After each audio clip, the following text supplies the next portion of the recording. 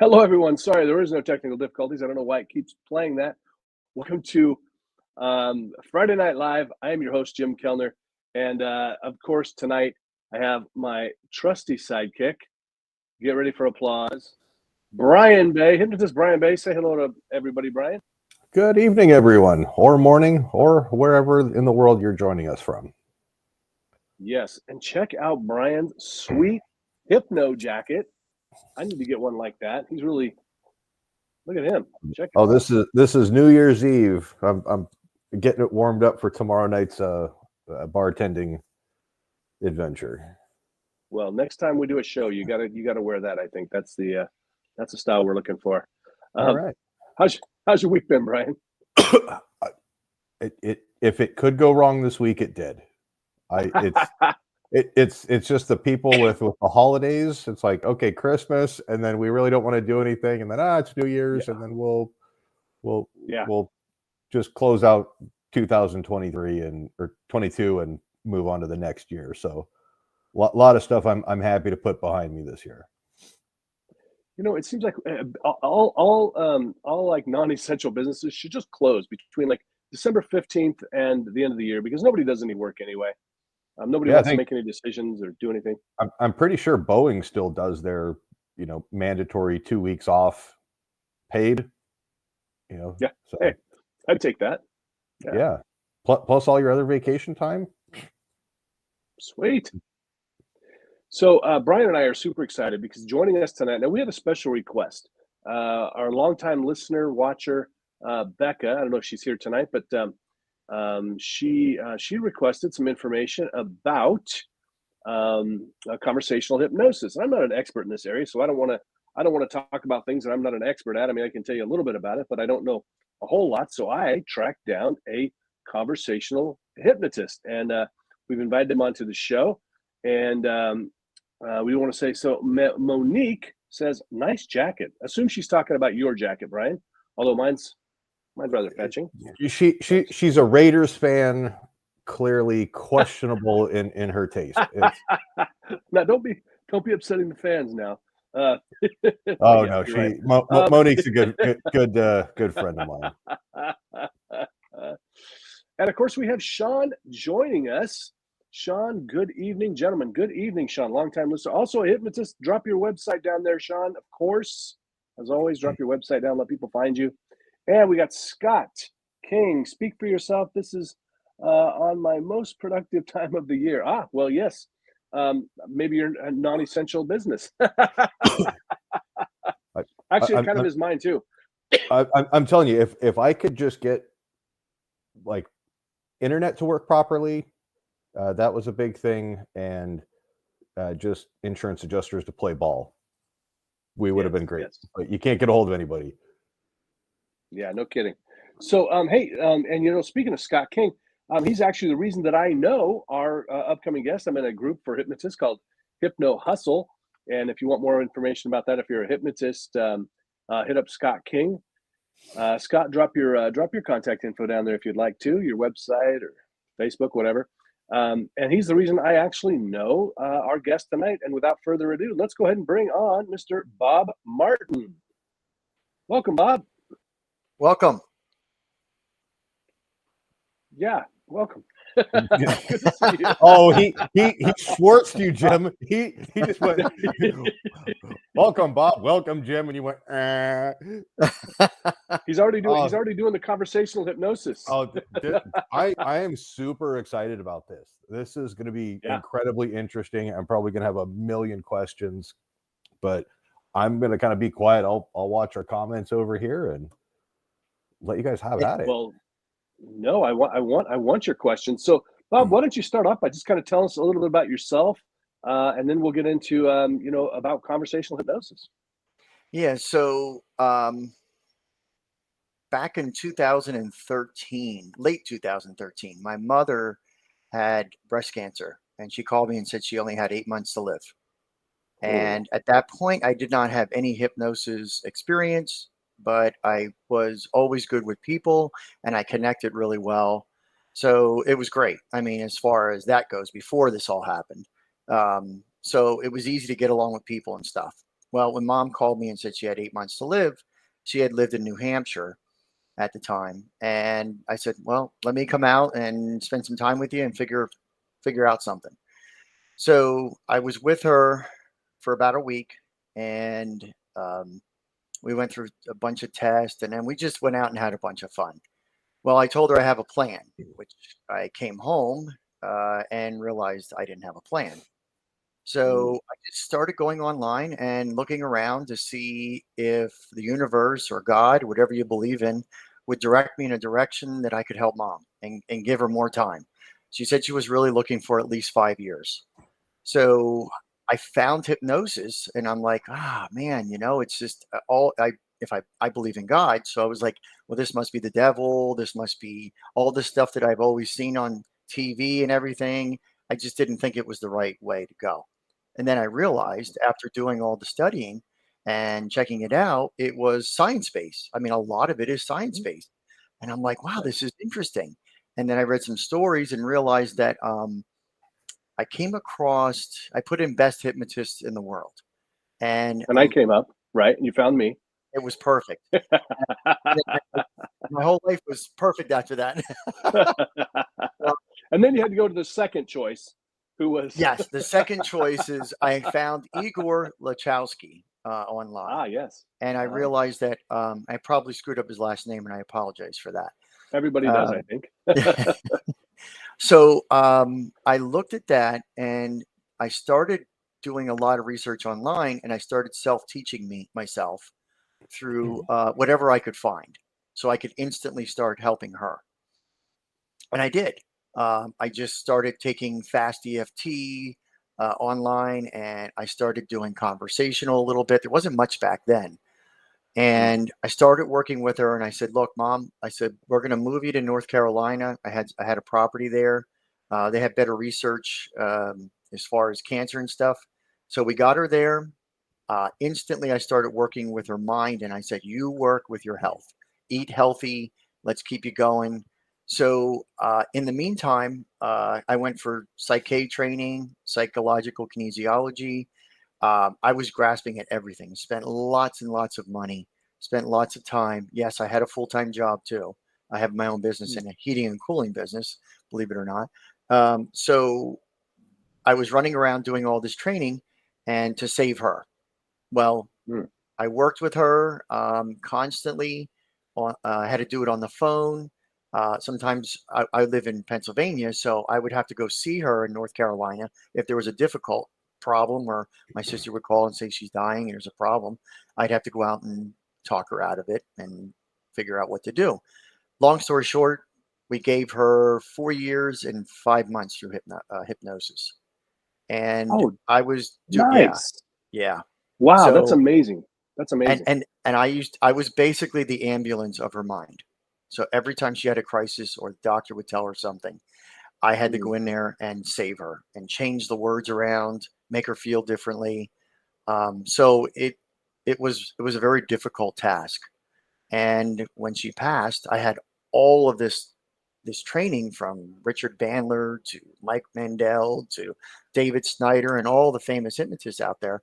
And they were amazing. And I'm a combination of everything. So I didn't know how to put the title in. I'm like, okay, let's put the title in as very general, because I can work with anything. We can sit here and we can talk, and I can say, I can talk to Brian and start a conversation. I had this formula. It's the 1 minute rapport expert. And basically it starts off by just, Richard Bandler says, get out of your own head. Most of us in conversation don't. We're always thinking about what we want to say, what we want to do. Right. Yeah. And the second thing is meet them in their world. And that's what I did with mom. I just kept meeting her in her world. I wasn't trying to tell her what to do or trying to be, anything other than her guidance. And that's what conversational hypnosis is. We guide people through different emotions and different sceneries inside their head, and help them help themselves. Because I don't really do anything. I'm just a guide. And they heal themselves. And that's how mom did it. She healed herself in many different ways.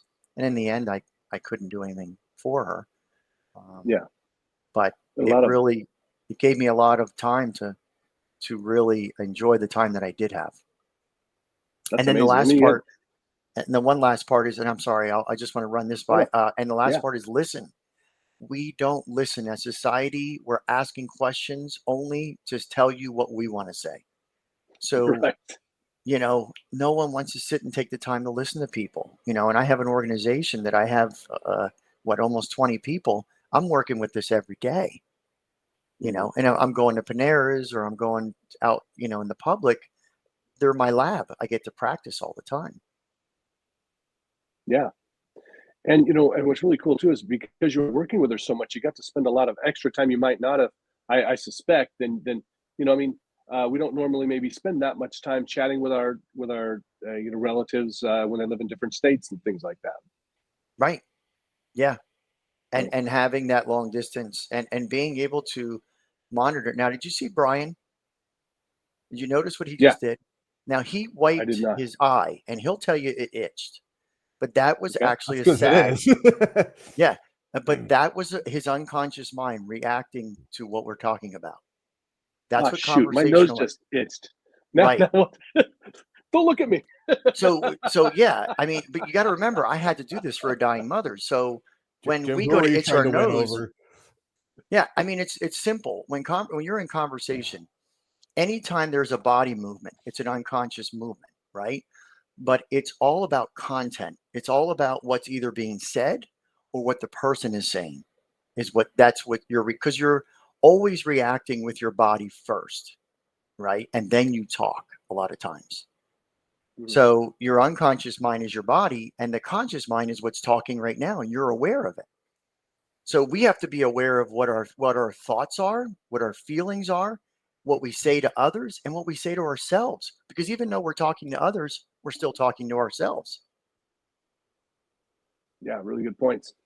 Hey, if you're listening right now, I just want to let you know, please, if you'd like to join us, then you are welcome to jump on the link that I shared earlier. And I do want to give a shout out. We've got, you know, Scott and Becca, you know, Sean, a lot of longtime watchers, listeners. If you're a hypnotist, drop your links in there. And I do want to remind everybody, if you got an Android phone, go get the Hypnosis Hero app, of course. Brian, what kind of questions you got for Bob?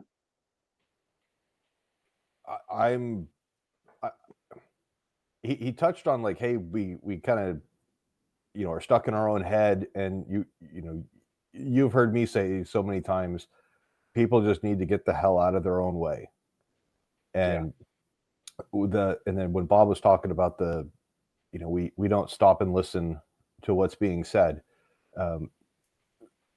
Back when I was just a complete mental and emotional masochist, I was a family law paralegal, and when the attorneys, you know, convince the client to hire them, basically the first thing that they do is client comes down and sits with me, and I go, okay, how'd you guys meet?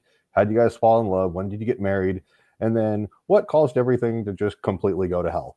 And, you know, a lot of it turned into, you know, the kind of the common denominator that I found. And it kind of breaks down into 2 or 3 different separate, you know, kind of primary functions, but everything as a whole just kind of turned into, we stopped working as a team and we began debating, because the only way that you can win an argument is somebody has to lose. And the conversation, it would just very rapidly spiral out of control, and it no longer became, hey, it makes my life, you know, incredibly difficult when, you know, dishes are in the sink or wet towels are on the floor, you know, dirty laundry doesn't make it into the basket. It turns into, well, you know, this is why I don't like your mother, and it just it just continues to escalate, and all that does is it's just a breeding ground for the cancer, for resentment and everything. Nobody feels like they're heard. Nobody feels like they're validated. It just feels like an attack, and the discussion in a healthy conversation turns into a debate, and that debate turns into a competition. If you've watched any political stuff that's gone on with elections, it's just attack the other side, and you paint yourself as you've got to prop yourself up as this, practically a saint, and that doesn't do anything for anybody. So that's kind of what that's why I kind of drew out is, some of the parallels that I could closely relate with. Yeah, and I do find it interesting. Like I have a friend that like sometimes I'll be saying something and it's like they get an idea and then they're like this, they're like, "Ooh," and it's like, and you just want to kind of just hand them the baton and go, okay, fine, if it's that important, but you feel like you're not heard. And I love what Bob's talking about.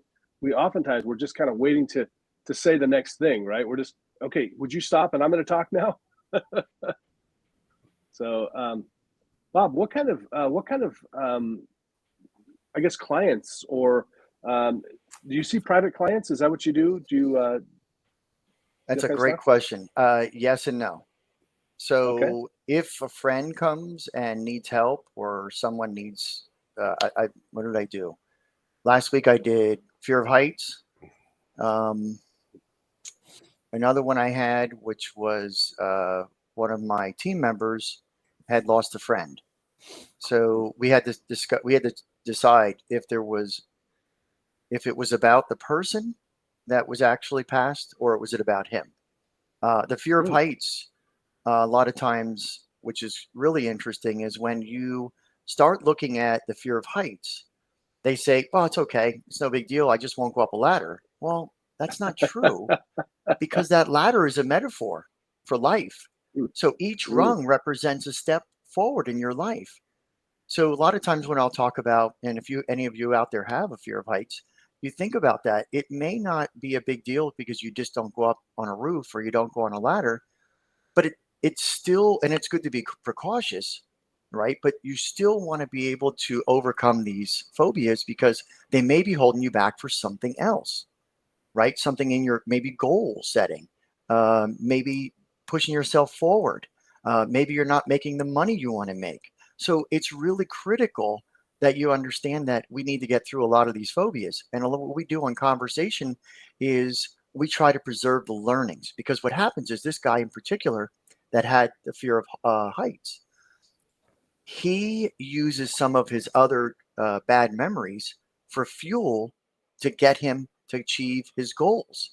So what we do in conversational hypnosis is we go to the memory and we zoom up above it, with timeline, if you wanted to call it, in NLP, and then we ask what you learned. What was the learning experience from that? So we can pull it away because the unconscious mind is using that as a useful tool, right? So we don't want to take a memory and start messing it up. And then that useful tool that you're using for that in your everyday life, all of a sudden you're late for work. You have no motivation. Things aren't happening. A lot. So we have to be careful as hypnotists, as well as conversational hypnosis. And a great example was a guy was working with a girl and she was struggling with work. So they put her in a different position so she didn't work as much. Well, she wasn't making the money that she was supposed to make. And the hypnotist walked by and said, "Hey, I can help you." Well, after about a week, he says, let me help you out. So he did. He hypnotized her, and it turned around that she sued him because she wasn't. Now all of a sudden she has to work harder. Now, that's a really, really extreme case. But the idea is when we're playing with memories and we're working with memories, we have to be careful because we know that the biggest thing with a memory and life is there's two things that we're always dealing with: emotions, and we're time machines. Individuals are time machines. We're either in the past, we're in the present, we're in the future. So in conversational, we're always working with time and we're working with emotions. Interesting. Hey, go back to answer your question, and I apologize. I'm sorry. I do work with people, and I don't charge, and I usually do it to pay back for mom for the time that I got with mom for the 5 years. That was my gift. I'm giving back to the universe or God, so that I have a good life, because I have an amazing life. I really do, and I'm very happy. Awesome. I've got a great family, great business. And I get to be with you guys today and the people that are alive. I love everybody. That's awesome. Hey, everybody. I got to tell you, Bob, I love this. Do you see this from Mind Machine? That's Sean. Yeah, Bob the Rebuilder. Love that. And then listen with your eyes, as Bob says. Watch the actions in the context of the conversation. Good stuff there. What do you think, Brian? What do you think about this conversational hypnosis? I think that Bob gave us sufficient evidence that if you give a woman exactly what she wants, she will still not be happy. But I no, missed that part. well, it was like, hey, I'm going to help you with your work problem, and then she ends up suing the guy for, right. yeah, I have to work more. It's like, all right, sorry, but well, there's that secondary gain stuff, right? yeah. I mean, I mean, I say this in jest and all in good fun, Yeah. but yeah, I mean, I think when you Jim, when you and I were taking the class with Justin, he, the street hypnosis stuff, he was like, the power of hypnosis. He goes, Brian, you're like probably, he's like, you're kind of like a brand new pilot. You've got your pilot's license. You're probably about maybe 50, 100 hours in. You feel confident, and that's the most dangerous, because that's when you're going to get complacent. You're going to do something stupid.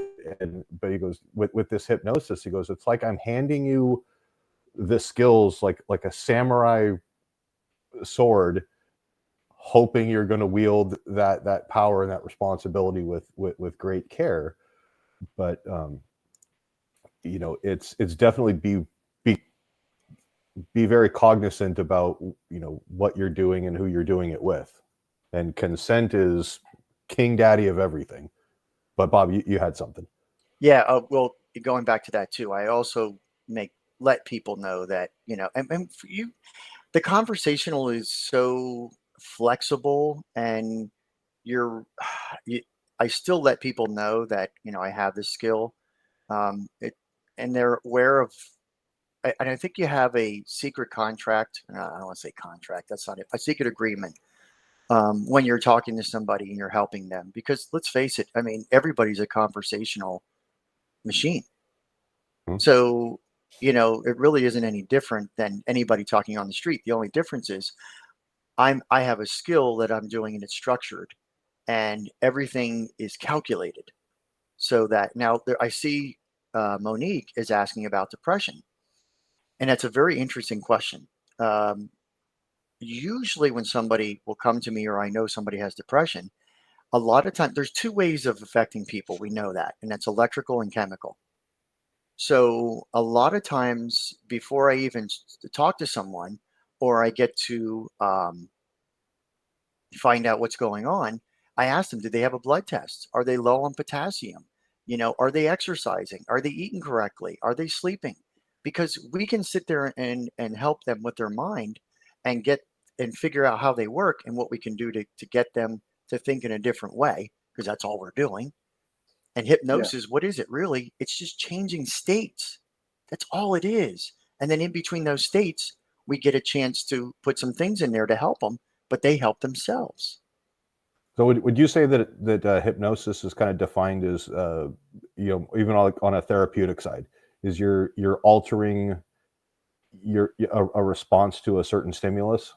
Like when people are saying, hey, I'm a comfort eater, or I need to quit smoking. You're like, all right, well, when you feel stressed, we're going to shift that urge to go out and, grab the Haagen-Dazs or the cigarette and, go do some deep breathing, or we're going to do something productive rather than destructive. Oh, well, okay. So that sounds too simplistic for me on my world. If someone says that, I need to know what are they doing? Remember we talk about the map is not the territory. That's a famous quote by Richard Bandler. And I always say the map is not the experience. Your shoulder switched there. I saw that, Brian. Thank you. You went back like this. It was kind of acknowledging me a little bit there. Okay. So, yep, I'm watching. That better. It's not that simple, is what I'm saying. The thing is, we can never assume anything. If someone says apple, we have to ask them what that means, because they may think of Adam and Eve. They may think of an apple as on the ground, it's rotted, as a fresh apple that's just off the tree, an apple that they walked with their mother in the shopping center. I don't know what that means. So if you're talking about ice cream and why you're overweight, I got to know how you work. What happens? What is it, the food? Is it you? Or is it someone else? Who's involved? How does it work? And then we can go into change work. We can change the person. We can change the voice. We can change the ice cream. Make it, I don't know, let's make it worms so they never eat it again. And we can do that in conversation. That's fantastic. Okay. Hey, I want to bring another fabulous hypnotist on the stream with us. This is Scott King, all the way from Texas. Hello, Scott. Welcome to the stream. Oh, we're gonna get the audio up in just a second. I don't have audio for you, Scott. Can you hear me?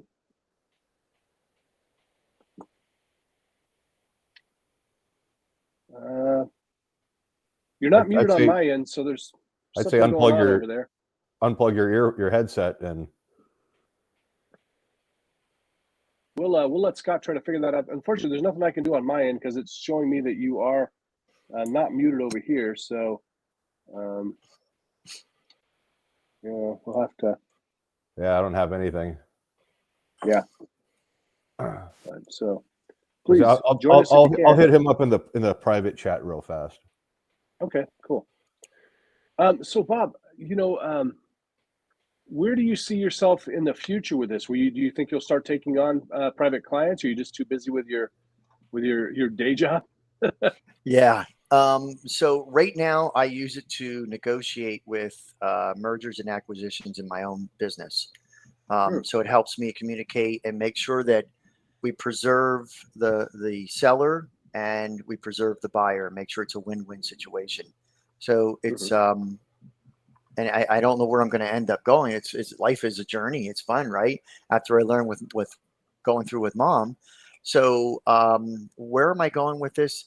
I don't have a 100% direction, but I am working on a YouTube channel I'm going to have, which right now I'm just putting things on Facebook. And a lot of that on Facebook is a lot of my stuff I'm putting out. So we can hear the sound now, Scott. You can hear me now? We can. Yes. Huzzah! I didn't change anything. I don't know why you can hear me now, but okay. It was Brian and his magic coat jacket. Is that what did it? I'll take it.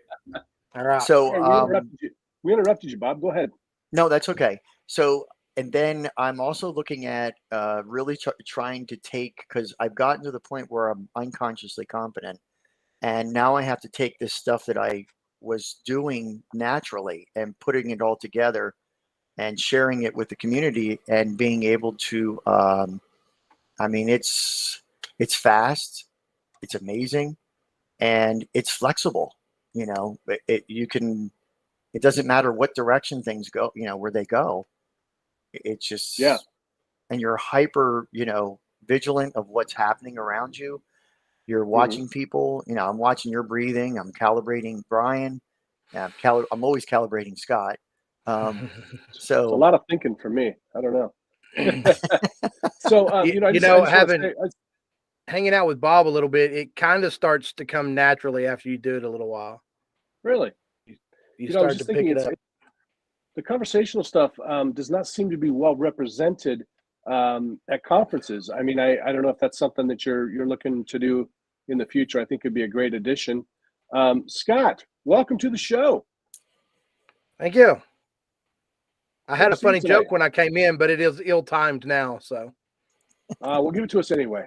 We'll pretend like it was before. I said, I don't know if I'm fabulous, but I know you're damn pretty. So okay, there we go. There's never a bad time to say I'm. I was going to say that's right? fits everything for Jim. And my all right, coat. Bob. What did he really mean? And what did Brian mean? Tell me. Oh. I was like, good. we don't have time to go down that rabbit hole. Don't tell me. Don't tell me. So I want to say, Scott is another is a really fabulous hypnotist. If you've got a link or something you want to share, pop it in the comments there. I do want to welcome, yes, Becca, we've got lots of hypnotists today. We've got Justina. Hello, another hypnotist. Please drop your link to your info if you'd like.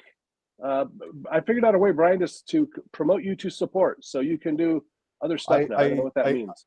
You did that, and I think it appeased the internet gods, because I saw that notification, and then Scott's sound started working. So,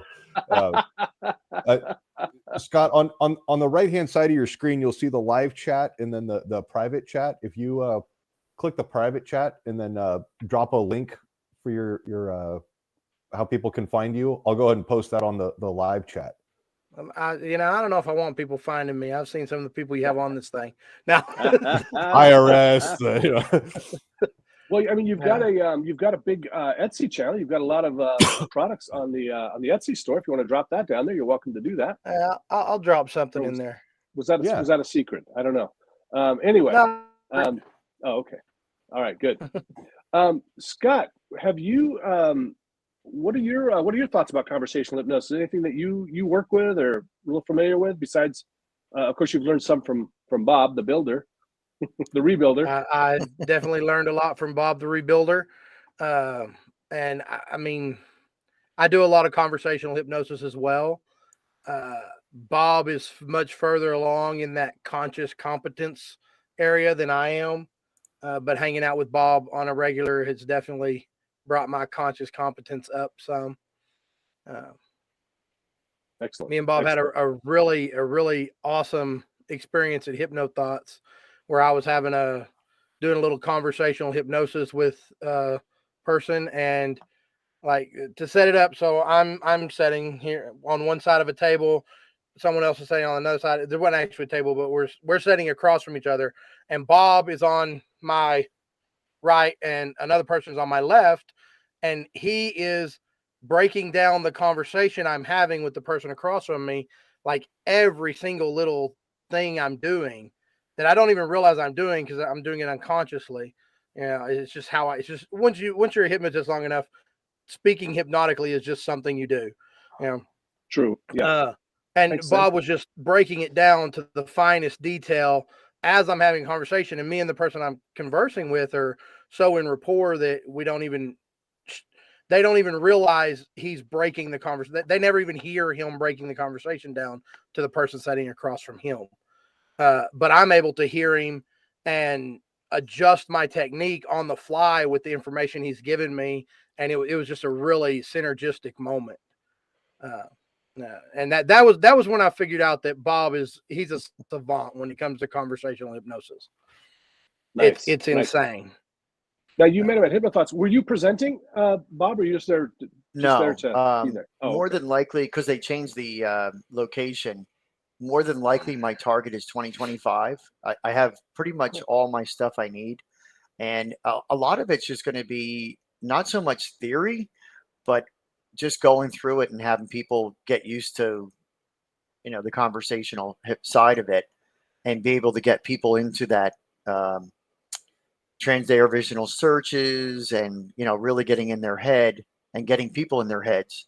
And I think we did a demo last week where I was working with somebody in conversational, and then I put them into a transderivational search, and then I was talking to the other hypnotist while we were doing it, and he was still processing everything. And I'm really good at, in the conversational side, you can really get into their transderivational searches. And then you can really get into their nervous system as well. Wow. I want to just pause for 1 second. I want to say, yes, I call them hypno hussies. Yeah. What do you guys think? Is hypnosis addicting? I think that I'm firmly addicted. Absolutely. Yeah. Both in the creation and the experiencing. Same here. Yeah. It's my whole world, really.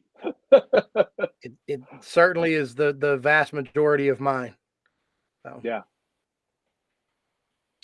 And I know Bob would like it to be more of his, but he's got some of those golden handcuffs owning a large business that pays the bills.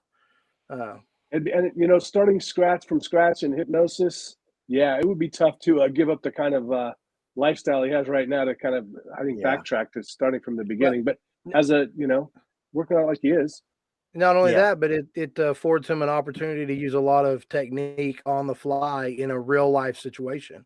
You know, whether that's negotiating with other businesses, negotiating with clients, or you know, making sure his staff is well oiled and doing what they need to do. You know. Yeah.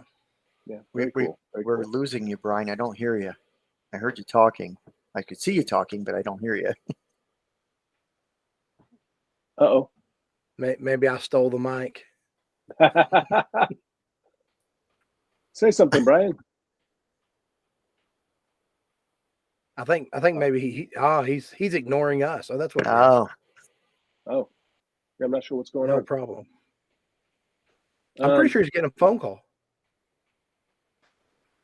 So I was there for that conversation. It was like having live commentary during. So Mind Machine is Sean Kostiak. Am I saying that right? I have no idea. I give up. I know him as Sean. Some of these names. I just call him Sean. Just call him Captain. Or you can call him Captain. Yeah. Right. So if you'd like, Bob, do you want to get, kind of start on the process of doing the conversational hypnosis? Yeah. So the first thing, as far as, do you want me to explain how to do it, or do you want me to go more into helping, giving an experience? I hear that Jim has a particular aversion to a certain kind of pizza. Don't you dare. Don't you dare. That'd be like me getting a hair transplant. It would change my entire branding. Wow. Yeah, Bob, you're welcome to do whatever you think. I usually try to keep the show to an hour, but if we run over a little bit, if you've got time, we're happy to do that. So if you want to talk about how to do it and then go right into it, or whatever you work. Whatever yeah. works. So again, the first thing we want to do is make sure that we're getting rapport with the person, and we know another name for rapport is trust. So we want to have that trust. So again, we get out of our own head. We meet them in their world, and then the last thing is we listen. And a lot of times we're not used to listening, so we really have to pay attention to what is being said, because the unconscious mind has leakage. It's going to say things that it's not aware of, because you're normally not thinking and also speaking at the same time. They're really looking at that pineapple pizza. Yeah, right. It's a good topic. So, Jim, what is it about pineapple pizza that you don't like? It's just disgusting. Aside from the blasphemy, yeah. It's, aside from the delicious pineapple, I love pineapple. Here's the thing: I love pineapple. I love pizza. I just don't like them together. It's something about the combination of the savory and the sweet on that. Now on Chinese food, it works, savory and sweet. But the Chinese their culture is 5,000 years old, so I give them credit for coming up with good stuff. The pineapple pizza has been around for about 60, 70 years. Hasn't had enough time to mature, I guess. Now, do you eat the Chinese food, you said? Oh, of course, yeah. So you like the Chinese food? Don't you dare. Oh, he's good. I know what's happening there. He's got. I feel those hooks coming in right now. Do you want a demonstration or not? Look, there he goes. Oh. He's already starting to move I want forward. To demonstrate on Scott. All right, I'll go along. Okay, hold on. Yes, I do like the Chinese food. Okay, so what is it about the Chinese food that you like? And you said it's sweet and sour. Yeah, I do like sweet and sour. Yeah. Okay. All right. So like one of my favorites is like the orange chicken. It's kind of crispy and it's got that savory and sour kind of sweet stuff going on all at once. And so when you eat, have you tried the pizza, the pineapple pizza? I have, yeah. Yeah. So when you were a kid, do you remember eating pineapple pizza? I remember trying to. I seem to remember at least on one or more occasions, like it was the only pizza left because it's disgusting. Nobody wanted it. And trying to even pick the pineapple off, and it just still couldn't do it. Interesting. So the pineapple itself, when you picked it off, wasn't good, and that's what you found when you were a kid? I don't think I ate the pineapple off of it. I think it probably would have been okay, just the pineapple by itself. By itself. Okay. Yeah. So you were always a pizza eater? Yeah. For the most part. And have you ever, did you try pizza before? I mean, did you go back to trying to do with the pineapple itself when you were, thinking about, let's go back to before how old were you when you had the pizza with the pineapple? If I had to guess, I'd say maybe 10 or 12. 10 or 12. Okay. And so were there people around you at the time? Yeah, it seems like it was in a classroom or something. I think we were in a cafeteria or something. Like it was like a school event or some kind of some kind of a club, Boy Scouts or something. Okay. All right. And then you just had pizza with a bunch of your friends, or how was it? The memory's pretty vague, so it's kind of tough to remember. I just remember the disappointment of like that being the only pizza that there was available, or at least that was left, or something like that, and I just couldn't even eat it. You said disappointment. Have you ever had other disappointments that were familiar to you that were the same way as the pizza? Yes, when there's like a catered event and they have sandwiches and they put mayonnaise on every single one of them. Interesting. Do you think you might know why you don't like the combination of the pineapple and pizza? There's something about also the squishiness of it. The kind of I don't like the way it feels when I bite into it. So going back now, putting that pizza in front of you, or even at that vent, and it's now not squishy anymore. Make it crunchy. Damn it, Bob, that does sound a little bit more palatable. And I want you to notice the pineapple is fresh. Actually, I want you to go to a beach, and I want you to see there's pineapple trees everywhere. This is freaking me out because it's starting to work, and I don't like this. I don't know what you're doing, Bob, but it's freaking weird.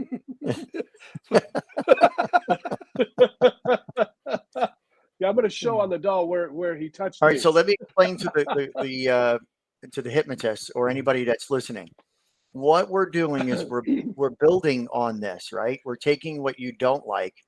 We're moving you around in different scenes in your mind. I would really start talking metaphorically, right? Mm-hmm. So I'm going to start, we think in pictures.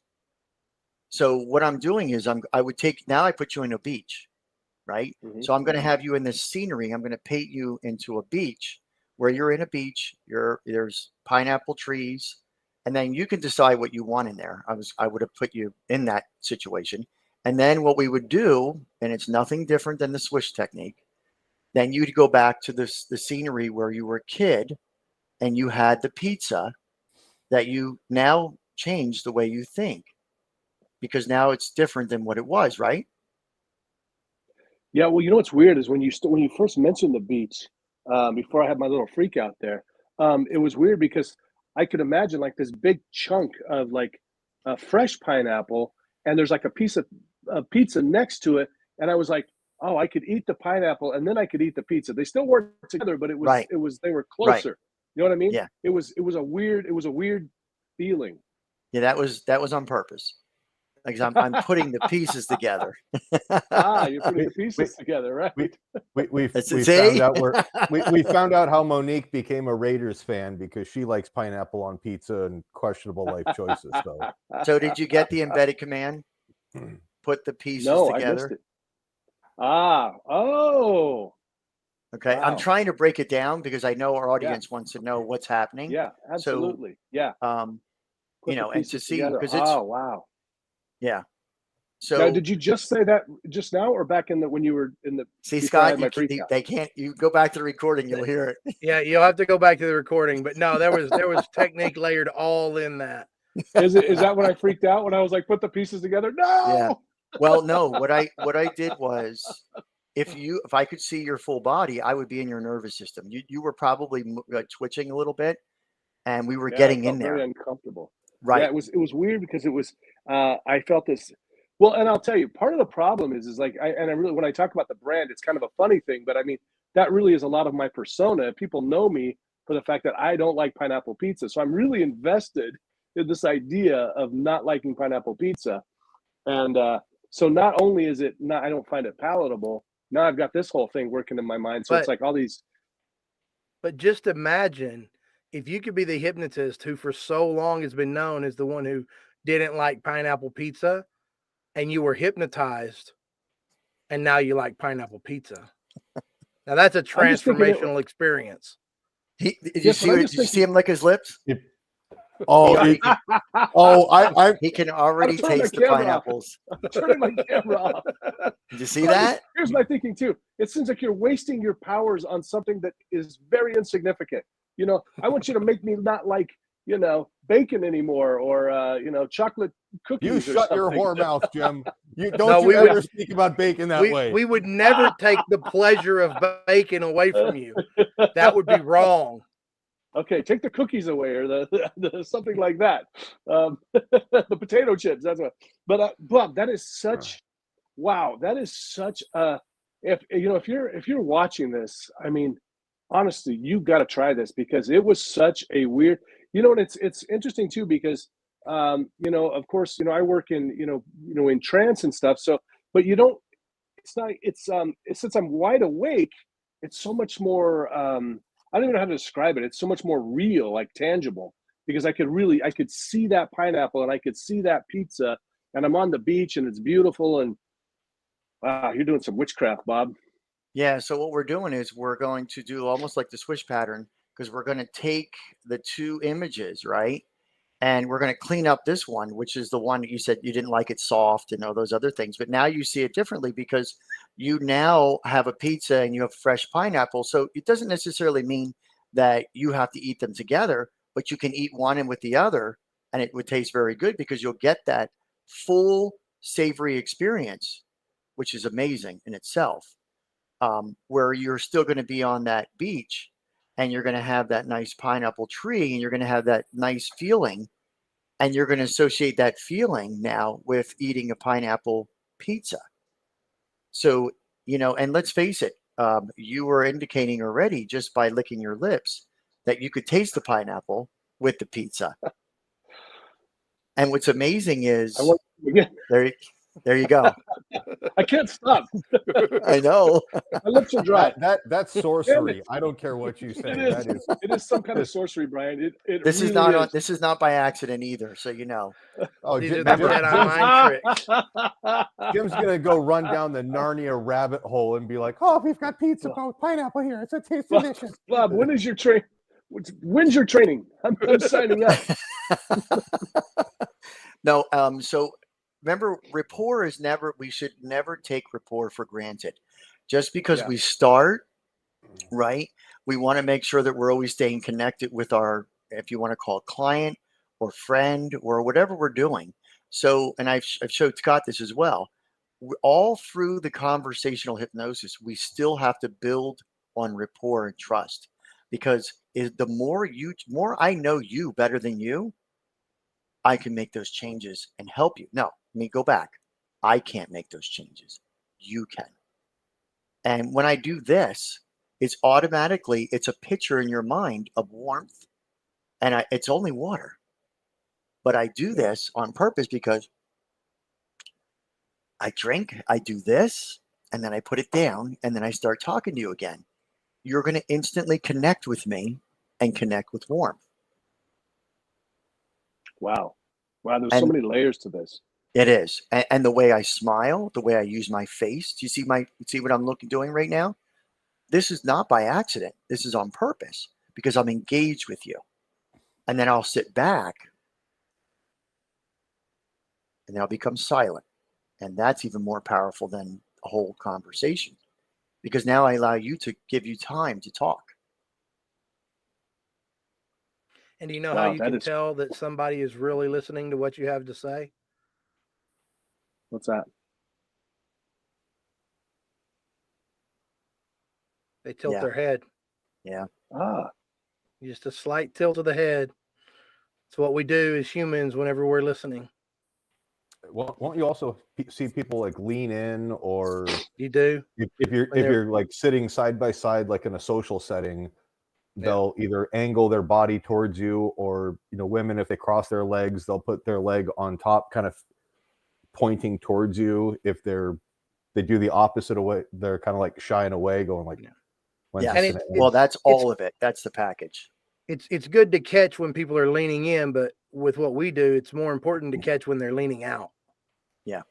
Because when they're leaning out, that means you're losing them. There's whatever thread of conversation you're on, they're uncomfortable with it in some degree. Well, what about when people there's like something that kind of sticks, and they kind of lean back? It's almost like they're relaxing a little bit, going like, all right, I'm kind of settling in because I want to hear more. So it's content.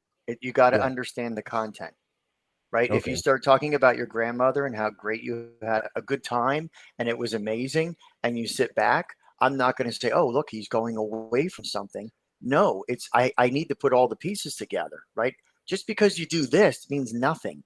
But if I go, hey, Brian, let me tell you about that fight I just had with someone in the parking lot. And it was upsetting because when I was thinking about my mom, it's okay, Jim, we're actually synchronized. So I have a whole video on that too, by the way. And here I am being little Ross Perot. I'm not going to do it. Wouldn't be prudent. No. There's a lot. When you're in conversational hypnosis, you're looking at shutter speed, which came from Chase Hughes. You're watching how much, if they're not moving, then you have to watch their eyes. You want to see if they're dilated. You want to make sure you're getting a baseline, right? Let's first get a baseline and make sure that we know the person, how they move, how they talk, what they do. And then if they go out of their baseline, then we have to figure out what's going on. Are they uncomfortable? Are they bored? Going back to what you said, Brian, if a woman has both feet facing you and she's leaning in, she's engaged. If part of her is pointing the other way, that means she's partly engaged, meaning she might be listening, but she's in her head. So I look at everything. Now, are you a chest breather or are you a stomach breather? And does it change when we're talking? So I can talk about, and I'll do what's called, I'll set up, tripwires, where I'll start talking and I'll watch your reactions. So I might talk about dogs, and then I'll start talking about dogs, and I'll see you're engaging. So I might continue to keep talking that way. Now, here's another thing. I also look, which we can't do. Scott and I have talked about this on Zoom, but I will look. This is called gestural hemisphere. I did a video on it. I look to see where your negative side is and your positive side. And when you're talking, so if I'm with somebody and there's a lifespan of it, so you got to do it near the end. So I'll talk to their positive insight, say, here's the thing. If you eat pizza with pineapple, you know that it's very healthy. Yes, pineapple has a little bit more sugar than it should, but we know it's healthy. And we know that it hits every senses in your mouth, and it's amazing. And then you could say on the other side, and if you lack not eating the pineapple pizza and you put pepperoni on it, you could have high cholesterol. So why not stick with the healthier side? And then we go into blitzing.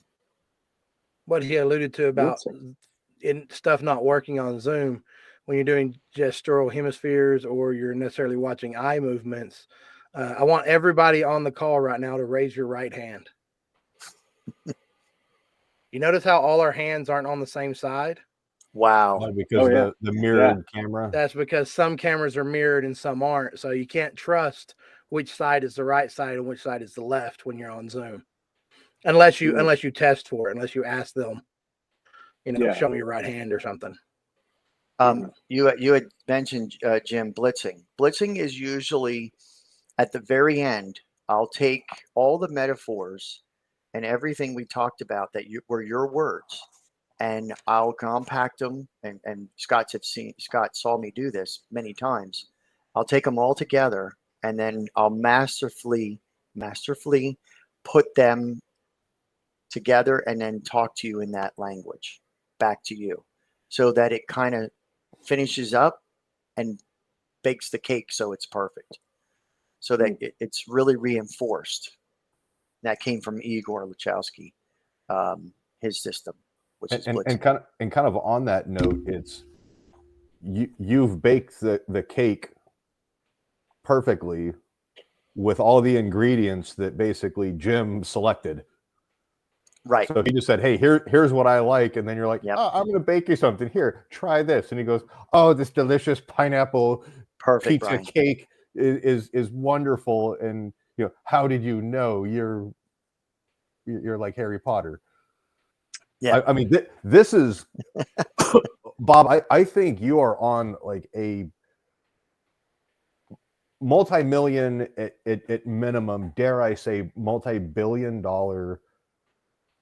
I mean, it's a not so much an idea, but it's almost like a practice that you could. It's to me, it sounds like it's scalable and marketed properly. You could totally just crush sales teams where sales isn't painful, and you're helping a company employ people, you're helping other folks get products that they need, and you're also having the employees or the independent contractors be financially successful. And the ripple effect on that is financial independence, saving marriages, probably even saving someone's life from deciding to be like, I've had enough, I'm going to go play in traffic because it's not worth it, I'm this epic failure. And you just get success. I think you're onto something absolutely huge. Yeah, really. Thank you. I'm excited to see what you do with it, and I definitely want to learn more. I think that you can go far beyond making pineapple pizza delicious. Right. And see the smile, he's already changing. I can see it. I'm watching him. Yeah, look. See, look. There he goes. Yeah, I like it, but Justine is laughing. Justine is laughing because she's trying to pull me over to the dark side with the pineapple pizza. She would just love that. Sean too. Damn them. And I mean, if you can make a certain stuff taste like chocolate, you would put divorce attorneys out of business. Use your mind and run with it as you will. But we're family friendly, People have to want to do something, though. You know what I mean? Yeah. As much as you can go and do conversational and do all that, and we know that when we talk about this all the time, hypnotists can do things where they can convince people to do things, but they're not in the present moment. They're in a different setting in their mind. So I, with conversational, I made a pledge when I got my training that I would use it in the right way, and I do. I actually love doing what I'm doing and making people feel good, and that's the best part. Bob, I apologize, Captain, because I lumped you in with Justina. You're actually one of the good guys. You're not a pineapple pizza eater. Please go on, Brian. No, Bob, I think both you and Scott, you guys have got Shriner like written all over you guys with just the general attitude of like it's almost like there's a philanthropic aspect where you're like, I want to help people. I've got a great life. I've been blessed. I want to continue doing good, but without the like religious connotation, right? Type of thing. It's I've run into enough people where like I'm not anti-religion, but it's like the people who go, vote for me for your political something here because I'm a Christian and I want you to give me money, and you're just like, oh God.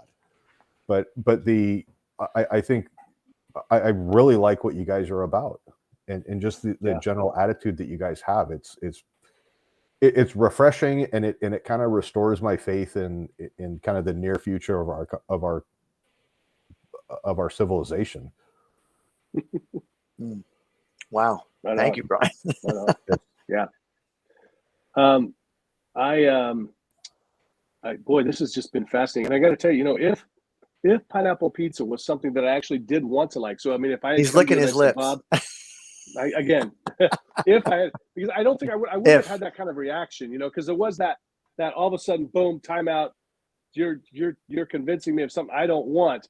If it was something I actually wanted, I think that this, I can see where I could be eating pineapple pizza. I'd be running off to get pineapple pizza right now if that was one of my goals. I mean, really, it was so.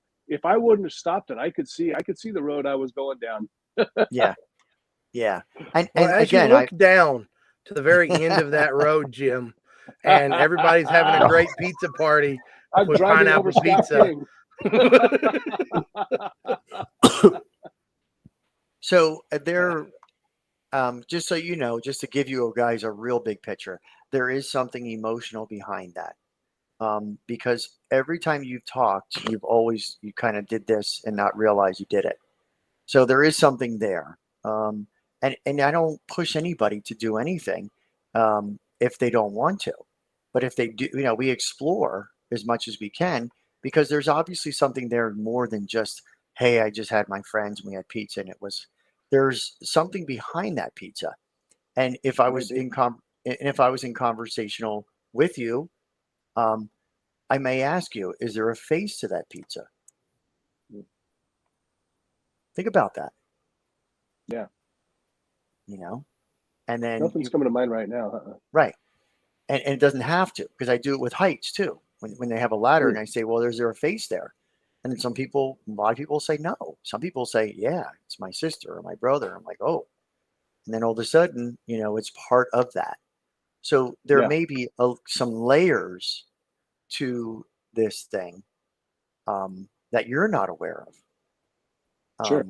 Yeah. And it just takes one event to change the way you're thinking and saying, you know what, this is kind of foolish. You know, I'm a grown man.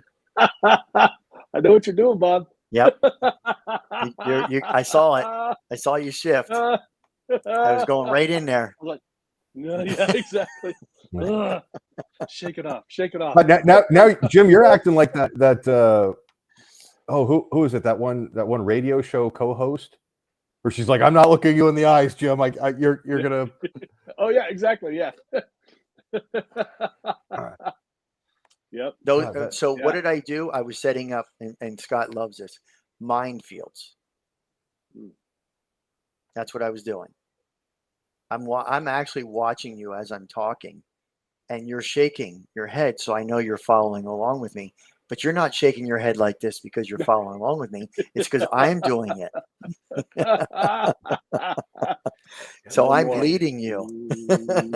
Do we know what pacing and leading is? Look at him, Jim. Bob is your hypnotist now. So, Jim, I figured out how to make these great keto pizzas in the air fryer. And I can't wait to try them with pineapple, because I bet that air fryer gets it nice and crisp. You send me a recipe for that pizza without pineapple on it, and I will happily give it a try.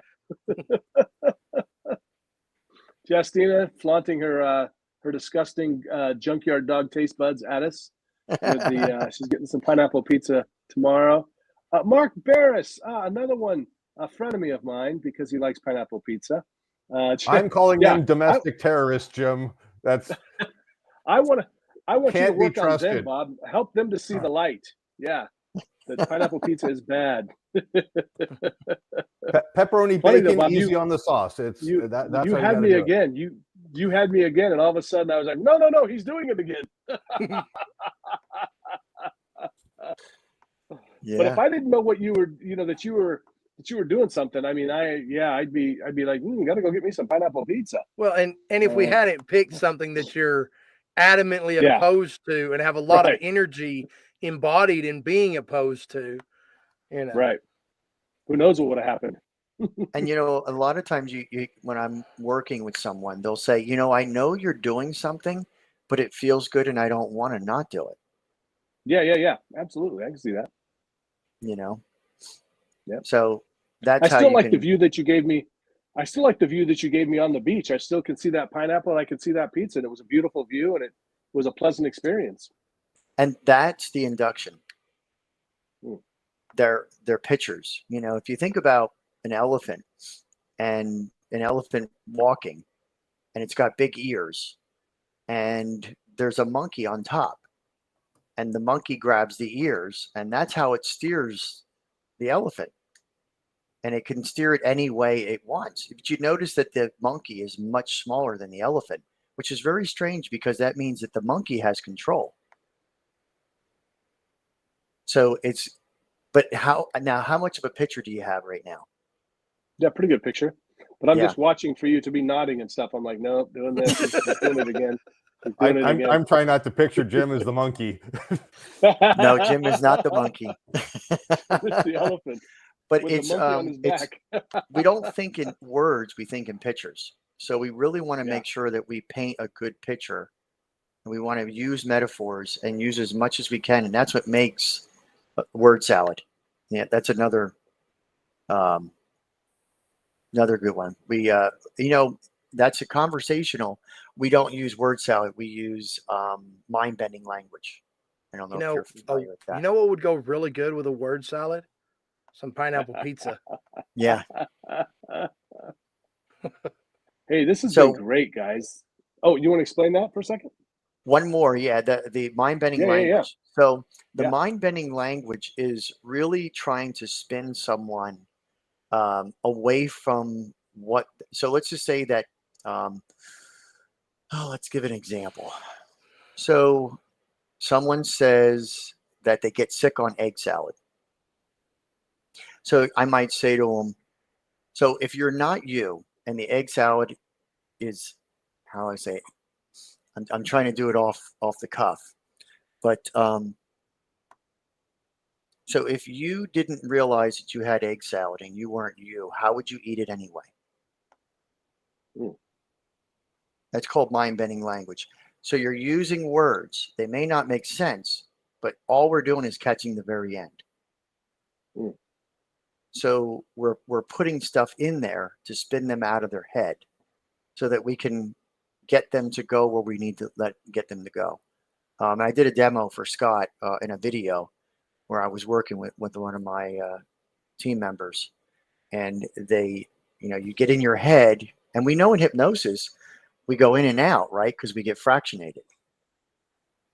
Yeah. And we do the same thing in conversational.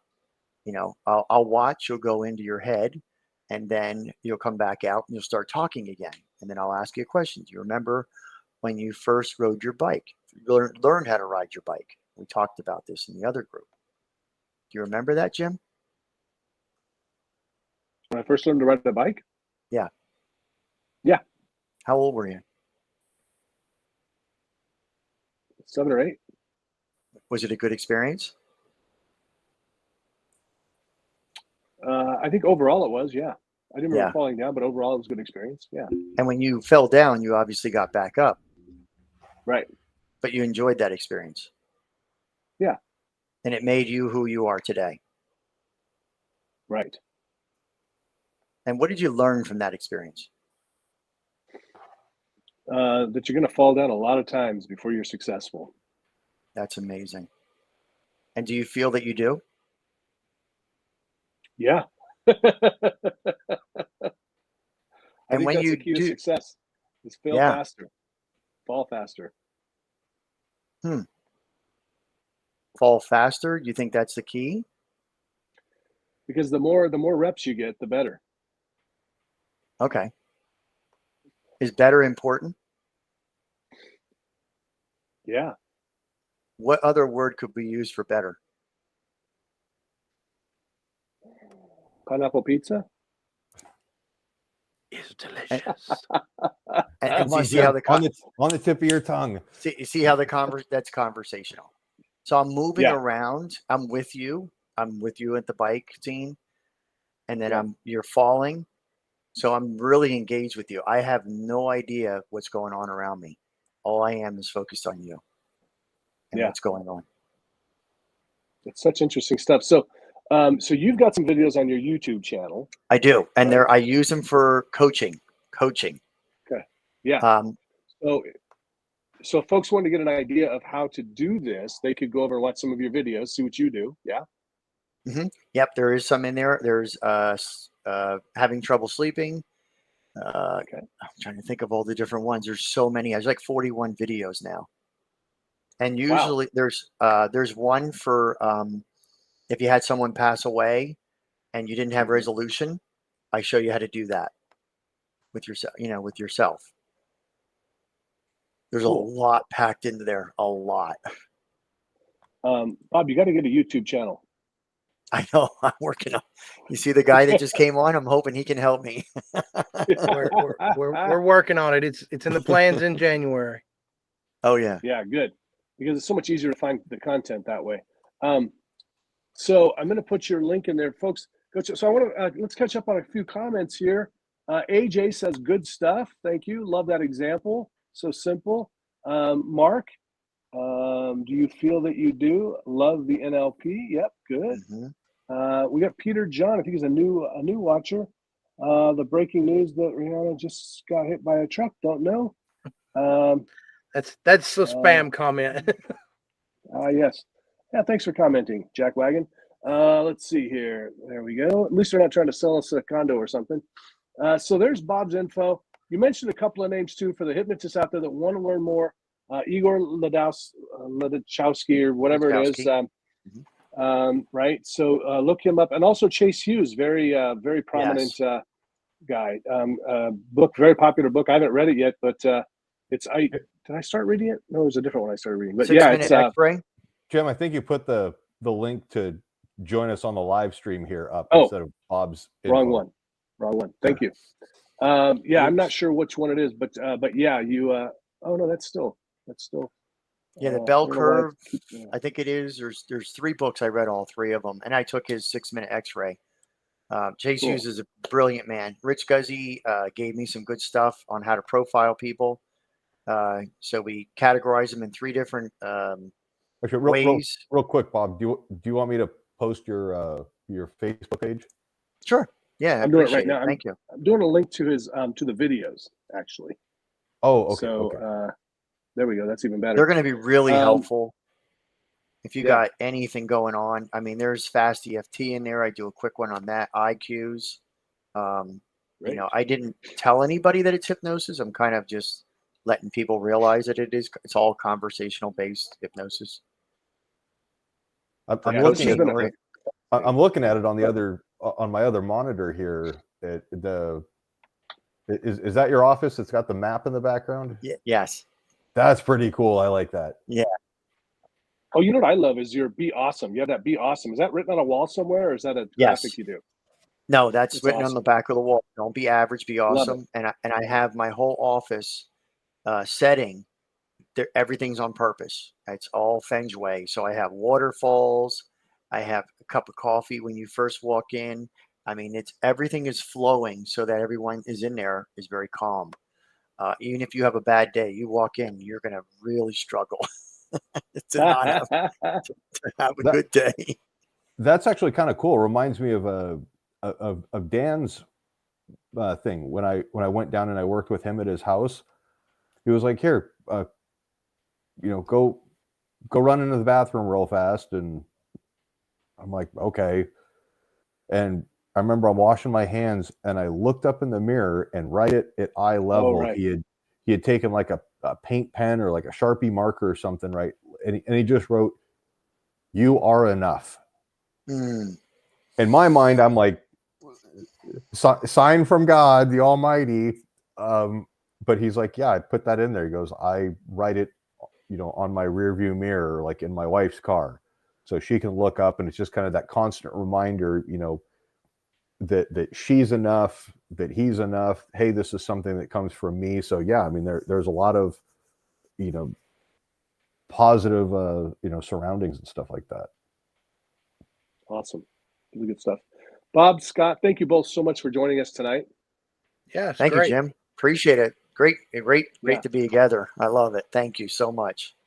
Now I'm going to be I mean, up all I night really- watching videos, and I know, right? I'm like, I got to start learning this stuff. It's fascinating.